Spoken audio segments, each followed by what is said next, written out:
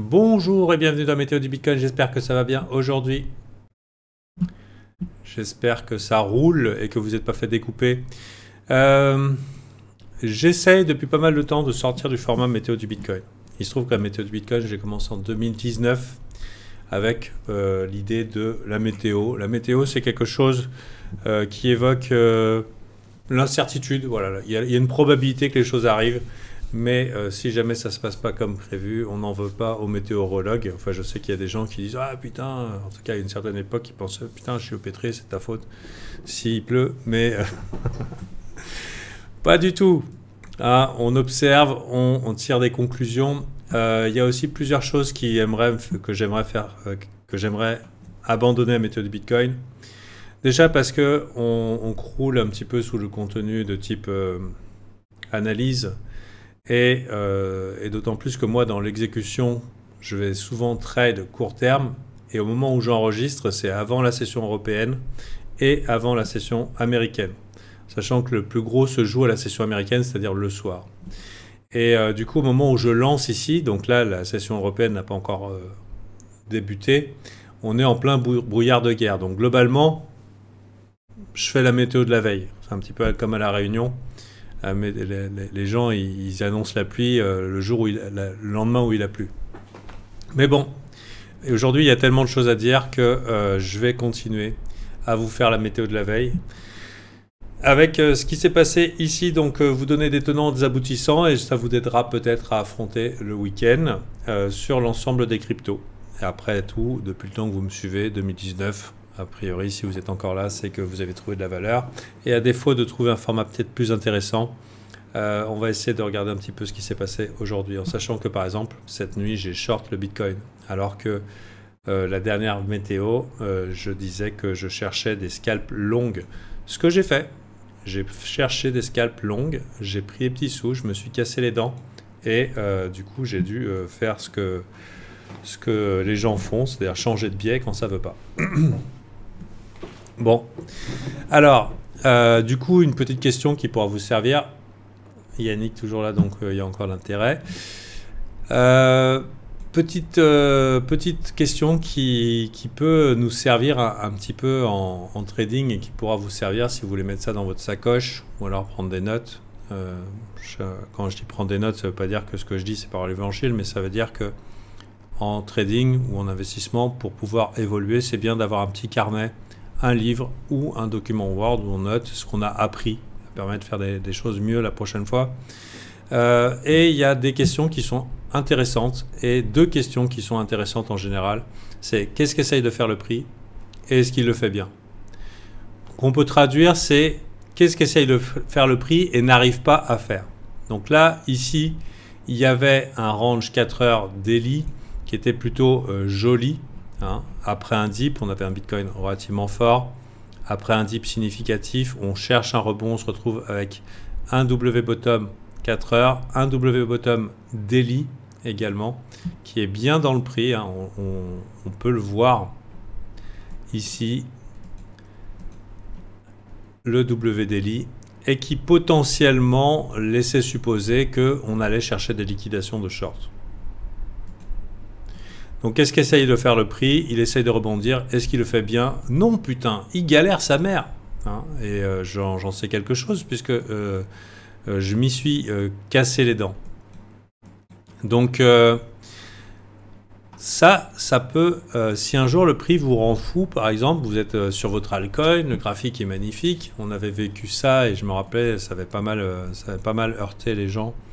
En mai là où par exemple où les gens ils disaient ouais weekly W et tout et je disais ouais il y a des signes de distribution ici dans cette zone, ça paraissait pas clair sur beaucoup d'altcoins et tout le monde était méga bull. J'ai dit ah putain c'est inquiétant, ces graphiques sont beaucoup bull, mais qu'est-ce qu'ils essayent de faire?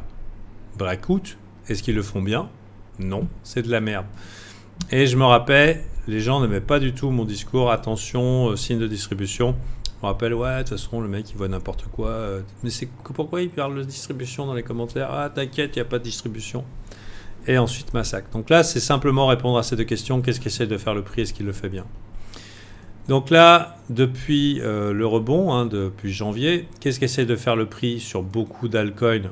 Même topo, magnifique graphique. Là, on va se passer peut-être sur un graphique magnifique parce que sinon ils ne le sont pas. Ils essayent de rallye de manière significative avec des beaux graphes. Est-ce qu'on n'aurait pas des weekly WQ trend? Putain, maintenant il n'y a que des weekly M. Voilà, bon, disons un qui est correct, qui était correct. On va les faire en daily. Non, allez, on va... RLC par exemple. RLC, c'était un qu'on surveillait dans le narratif... dans le narratif intelligence artificielle.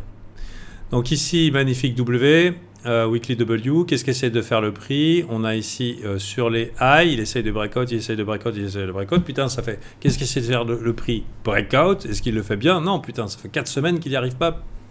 Et qui globalement nous renchèvre sur un narratif où on voit que par exemple AGX fait, ça se passe beaucoup mieux. Donc on peut se poser ce genre de questions éventuellement. Ça c'est pour vous aider pour plus tard. Si à un moment vous voulez vraiment quelque chose et que normalement tout est aligné pourquoi ça y va pas? Hein, vous voyez ici par contre, qu'est-ce qu'essaie de faire le prix? Breakout. Est-ce qu'il le fait bien? Oui, parfaitement bien, c'est magnifique, c'est incroyable. Ou alors des fois l'inverse, c'est qu'est-ce qu'essaie de faire le prix? Bah dump, est-ce qu'il le fait bien? Non, putain, il veut pas. Et hop là, surprise, motherfucker. Donc c'est comme ça en général quand on commence à forcer dans une direction et qu'on n'y arrive pas, qu'on peut se dire, c'est que notre biais. Ah, t'as vu? Il y a un des VIP qui dit on est trop fort parce que hier on était 5 à vouloir short. Et on se dit oh putain merde, il y a pattern. D'habitude quand on est tous d'accord c'est que ça va pas le faire et en fait si, j'ai dit peut-être on est trop fort en fait. Donc voilà, donc petite idée ici. Donc qu'est-ce qu'essaye de faire le prix? Péter les 25K. Est-ce qu'il le fait bien? Non. Malheureusement non. Et du coup même on pourrait identifier en monthly que finalement toute cette zone est une zone de résistance monthly. Donc on va identifier ici les corps de chandelle et que globalement on a des gros poissons qui défendent cette zone depuis plusieurs mois et ils n'ont pas l'intention de se laisser faire tout de suite. À quel moment on sait que globalement les boules auront des chances de déborder? Bah, quand on va clôturer une bougie monthly à l'intérieur, c'est-à-dire on clôture une bougie verte monthly à l'intérieur, c'est-à-dire oulala, messieurs gros poissons sont dans la merde. Ils n'arrivent plus à pousser le prix en dehors. Alors que là, vous voyez, 3 mois, ce qui finalement était en début de mois, la petite poussée qui était plutôt encourageante et je disais que les 23 142 étaient un support, le fait d'être simplement passé en dessous nous indique que finalement c'est une résistance. C'était une résistance qui est pour maintenant le 2e mois consécutif. Donc ça veut dire que globalement, ici c'est la zone rouge, c'est la zone qui est difficile à passer et ce n'est pas de notre ressort. C'est peut-être de votre ressort, moi c'est pas du mien. C'est pas du mien d'assumer qu'on va traverser, qu'on va passer, que c'est tranquille. Ici on a simplement une confirmation que les vendeurs de cette zone ont encore la main. On a cru que non, mais ils l'ont encore. Donc voilà. Donc ici, on pourrait dire que c'est un signal de prudence, ou en tout cas d'inquiétude. Si vous êtes en mode, ouais, c'est bon, DCA, investisseur, machin et tout va bien, pas de problème, etc. Ici, on a le début d'un signal baissier. On a le début d'un signal baissier monthly, qui fait sens dans une tendance baissière. Bon, ça c'est pour un signe qui nous dit simplement ne pas baisser notre garde en étant aveuglément boule. Ça ne veut pas dire forcément c'est le massacre, etc. Parce que court terme, c'est tout autre chose. Court terme, on a eu gros nettoyage des open interest sur multi-échanges avec Binance qui se fait nettoyer, Bybit qui se fait nettoyer, et là le funding qui passe négatif. Ok. Donc on a eu un gros dip. Et globalement, de ce que je vois, vu la force ici, on voit le funding qui passe négatif, il y a plusieurs possibilités.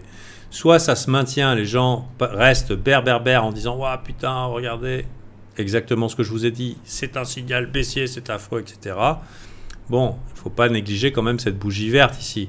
Hein, elle est énorme, elle est magnifique. Donc, et d'ailleurs, on a ici un support monthly ici, 20 550. En général, on devrait trouver rebond dans la zone.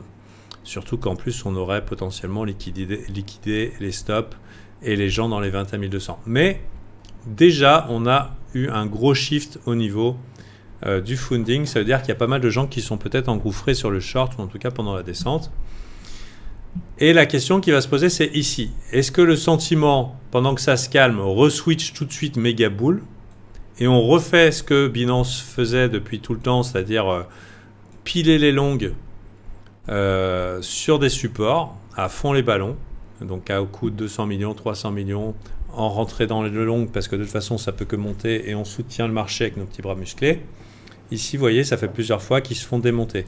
Ce qui n'était pas le cas en janvier. Hein. On a déjà identifié ça.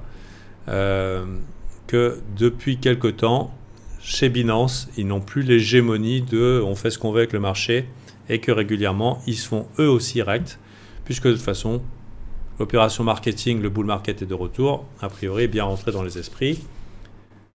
Pourquoi forcément aller toujours plus haut? C'est pas obligatoire. Je dirais que, par exemple, CZ, si avec ses petits bras musclés et ses milliards, il avait décidé de redonner un petit peu de couleur à ses bagues et éventuellement à faire venir de nouveaux clients dans son échange. Est-ce que c'est vraiment nécessaire d'arriver à 26 000 ou 28 000 pour que les gens switchent bull? Non, je pense que il est clair que parmi les survivants, le sentiment a re-switché bull. Donc il n'y a pas besoin de faire beaucoup plus pour convaincre. Donc ici, un petit peu conspiracy théorie, donc, dans lequel je suis friand.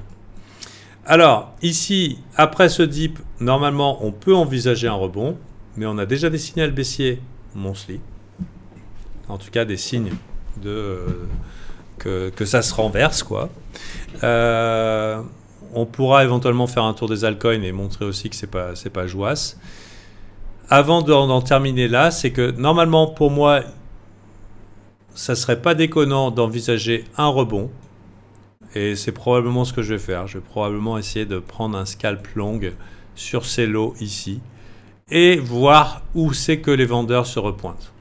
Voilà, globalement c'est ça. À quel endroit on se fatigue? Est-ce qu'on arrive à remonter dans les 24 000 ou est-ce qu'on se fatigue dans les 23 000 et quelques et ensuite patatras? Donc je dirais que s'il y a un rebond, le prochain rebond est potentiellement à vendre. Ou en tout cas, voilà, on peut acheter les dips, mais être un petit peu plus conservateur sur le TP.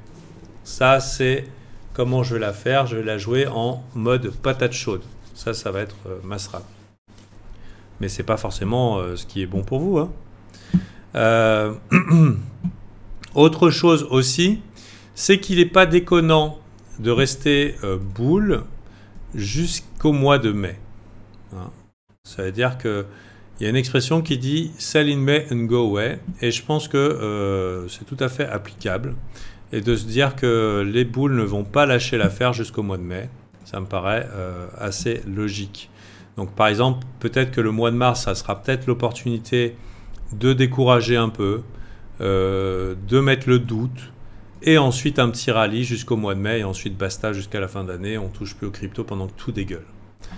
C'est globalement un play macro qui me plaît bien. Voilà. Et du coup, si on regarde par exemple les altcoins, Maker est plutôt joli par contre.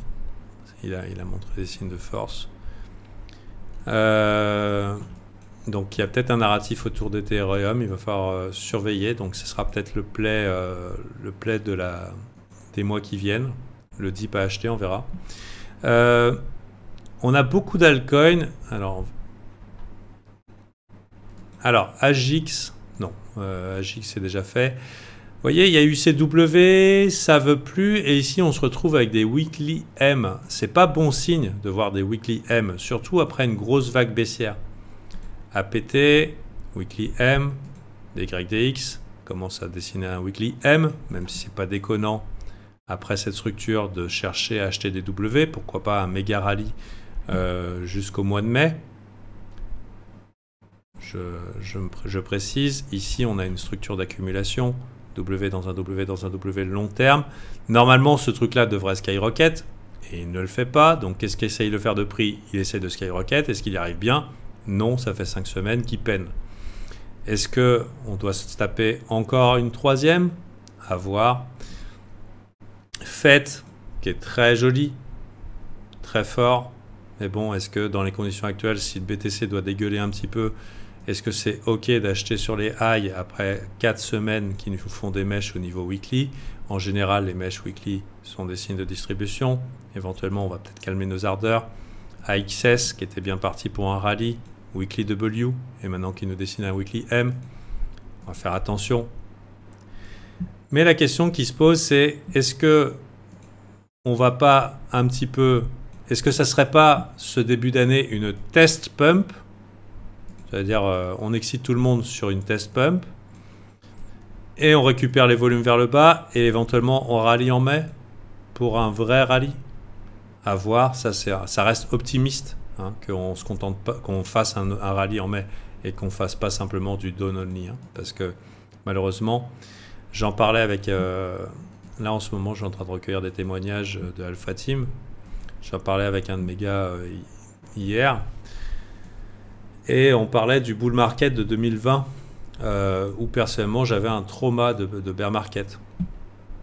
Et par exemple, pour avoir traversé 2019, 2020, etc. sur les altcoins, en 2019, d'ailleurs qui ressemble beaucoup à notre rallye Bitcoin, hein, le rallye Bitcoin de cette année ressemble beaucoup au rallye 2019,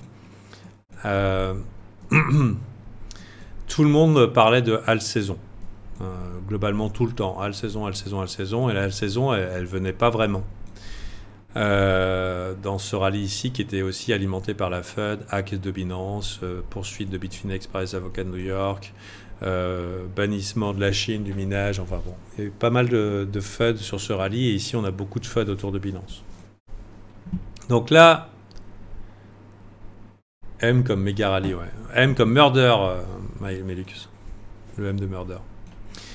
Donc, et ensuite, on a eu ces méga deep, les méga deep, et ensuite le méga deep.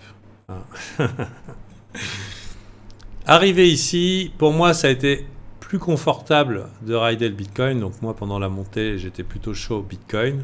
Ici, dans la Dropbox, il y a des lives assez mémorables où carrément j'engueule les mecs qui essayent de short. C'était très difficile pour moi, contrairement par exemple à ce témoignage où le gars il a raidé mon panier d'alt, j'étais dans l'incapacité de holder. Donc j'avais les traumas de bear market. Et pourtant c'est pas que j'ai manqué de conviction par le passé, hein. Je vous rappelle que moi je suis dans les cryptos depuis très longtemps. Et je lui disais, et il me disait au niveau du sentiment, tu crois qu'on y est? Je lui dis non. Les gens sont très très enclin à être grosse couille sur les alts.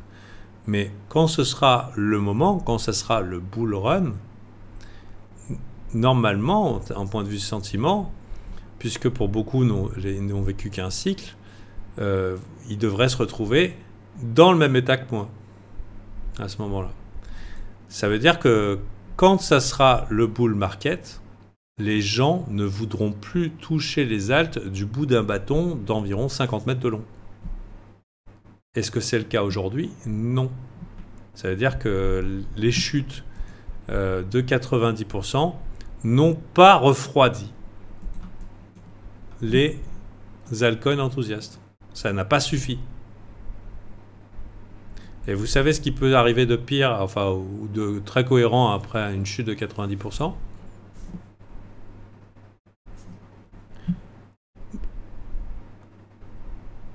Alors Yannick il dit plus 90%, Melux 90%. Non, une autre chute de 90%, putain. Voilà Guigui, lui il connaît. Putain. Voilà, alors les mecs, maintenant ils mettent les bonnes réponses. Mais voilà. Ah, ok, c'est ce qu'il voulait dire. Donc sachez que au moment du bull market, par exemple, Sol, il pourrait très bien nous faire quelque chose comme ça. Clac, clac, retour à 3 environ. Hop, et c'est parti. Je peux vous dire que le moment où il faudra vraiment y aller sur les alts, les gens ne voudront pas. Hein. Ne voudront pas du tout. Et je trouve qu'il y a encore énormément d'enthousiasme, de confiance. Et quand ça parle de DCA, il faut savoir que dans les messages épinglés du Discord Alpha Team, il y a beaucoup de liens qui peuvent vous être utiles, comme le lexique, comme beaucoup d'autres choses. Discord qui est accessible gratuitement, vous pouvez venir discuter avec les traders qui sont ici, hein, ils vous répondront volontiers. Le dollar cost average, la meilleure stratégie pour investir du Bitcoin, le DCA dollar cost average, c'est quelque chose de très connu. Mais il y a des gens qui appliquent le dollar cost average sur des shitcoins. Sauf que ça ne fonctionne que sur le Bitcoin. Ce n'est avéré ne fonctionner que sur le Bitcoin. Et potentiellement Ethereum. Et c'est tout. Sauf que les gars, ils font « Ouais, DCA, DCA, DCA ». Mais c'est une stratégie qui, par le passé, parce que ça peut changer, a été rentable uniquement sur le Bitcoin. Et les mecs, ils DCA de la merde. Donc attention. Attention, c'est pas parce qu'il y a des gens qui vous ont dit DCA c'est bien qu'il faut l'appliquer de manière aveugle sur n'importe quel shitcoin. Mais bon, le jour j'ai dit Agic shitcoin, il y a un mec qui a pas aimé. Ok. Autre astuce que vous pouvez mettre dans votre l'autre jour j'ai fait une vidéo avec CryptoSauce sur les astuces. Les erreurs commises par des débutants. Et je parle des erreurs commises par les débutants, c'est les attachements aux fondamentaux. Vous savez, Luna, je disais que c'était un shitcoin, les gens ils n'ont pas aimé non plus. BitConnect. Le bon truc, c'est quand ça monte, c'est le futur. Quand ça descend, c'est de la merde. À partir du moment où vous respectez ça, vous ne tombez pas amoureux du coin et vous êtes déjà au-dessus du lot. Donc quand ça va vers le bas, c'est de la merde. Quand ça monte, c'est le futur. Vous êtes all-in, c'est le futur. Ça va vers le bas, c'est de la merde. Essayez de vous mettre ça en tête. Et comme ça, ça vous évitera de shorter des trucs qui sont en mode pump, alors qu'en théorie, c'est de la merde. Mode Doge, quand c'est parti. XRP, à une époque, était très détesté, etc. Les gens ont short. Mais pourquoi ça monte? C'est de la merde. Hop, non, ça monte, c'est le futur. Ça va vers le bas, c'est de la merde. À partir du moment où tu es du bon côté du trade, tout va bien. Mais à partir du moment où votre shitcoin ne vous respecte plus, ne respecte plus votre portfolio et ne vous fait plus gagner de sous, considérez que c'est de la merde. Parce que ce ne sont juste que des opportunités de pump, des opportunités d'achat, revente à profit. Et si vous ne le pensez pas comme ça et que vous êtes vraiment en train de vous dire, en train de vous monter le bourrichon pour vous dire non, bah, c'est le futur, etc., vous êtes juste en train d'alimenter les bagues de quelqu'un qui est là pour l'argent. La plupart des gens sont là pour l'argent. C'est pas moi qui suis responsable de ça. C'est que les baleines qui vous font courir après les pumps sont simplement venus pour l'argent. Et ils sont là pour vendre les bagues qu'ils ont achetées en bas. Et éventuellement, je vais terminer avec Game of Deception qui date depuis Wolong, donc qui date depuis très longtemps, si vous voulez le lire. Donc c'est comment depuis, c'était à l'époque, donc ça a été édité il y a 5 ans, mais bon, ça date de plus vieux que ça. Comment à l'époque un trader de Doge manipulait les foules pour organiser des pump and dump. Et il n'y a rien qui a changé. Absolument rien. Donc voilà. Je vous ai apporté pas mal de valeur. Maintenant, je vais m'occuper des miens. Si vous voulez faire partie du groupe, je vous invite à vous renseigner. Et puis sinon, je vous dis à la prochaine. Et bon week-end. Ça fait tellement épargner des pertes que d'avoir cette mentalité. Mais tout à fait. Je comprends pas ceux qui tombent amoureux d'un coin. Mais oui. Exemple. Par exemple, le SCAR, c'est un XRP, un Fana XRP. Je connais l'Oscar depuis 2017. On a timé ensemble les premières pumps XRP. Donc XRP, lui, c'est son dada. Les fondamentaux peuvent être corrects. Mais la question qui peut se poser, qu'est-ce qui est plus intéressant? Est-ce que c'est de vouloir refaire le match, revivre l'euphorie de ce coin qui finalement nous a rendu riches, ou alors de trouver le prochain? Sur 15 000 coins, ce qui est rentable, c'est de trouver le prochain. C'est pas de vouloir refaire le match d'un qui a retourné les cerveaux déjà. Et finalement, l'art, c'est pouvoir de trouver et de courir après le prochain XRP, qui a été le Doge, qui a été le Shiba Inu, qui a été le Solana, qui a été le Luna, etc., etc., etc. Et après, est-ce qu'on va s'y attacher? Est-ce qu'on va repartir all-in dans ces merdes? Si le graphique nous dit oui. Mais le mieux, c'est pourquoi pas, c'est pourquoi ne pas trouver le prochain runner. C'est ça le job. Moi, personnellement, dans mes objectifs vis-à-vis des altcoins, c'est d'identifier le prochain runner. Et on a parlé, par exemple, Pierre, du Petaplay. C'est-à-dire, quel est le fort? Et par exemple, même si je reconnais et qu'on a bien identifié Agix comme étant le Betaplay, ça reste un shitcoin. À un moment, ceux qui ont lutté contre finiront par FOMO et acheter tous les types jusqu'à ce que ça devienne la pire des merdes.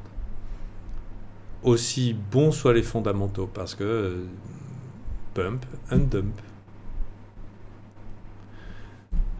Alors, on va répondre à ça et ça va plaire à tout le monde. Ma question, est-ce que c'est après une telle accélération depuis janvier, est-il pas normal d'avoir une zone de calme, cette accélération pour mieux repartir, même si graphiquement ça ressemble pas à une continuation baissière?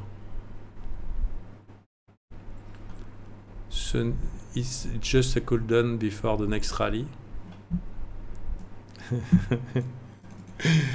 Wall Street shit, mon ami. Ça me paraît très révélateur, ce que tu viens de dire.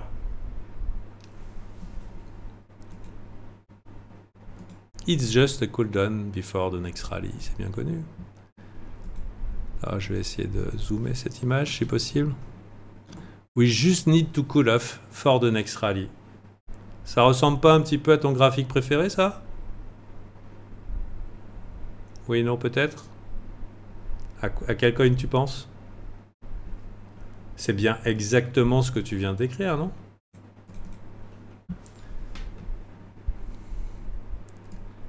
Il n'est pas normal d'avoir une zone de calme pour mieux repartir?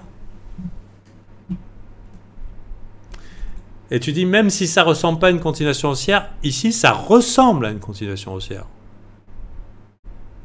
Si vous pensez comme Wu-Tang, qui est encore un débutant dans le groupe, et que votre graphique ressemble à ça, réfléchissez-y à 2 fois. Sur ce, bon week-end!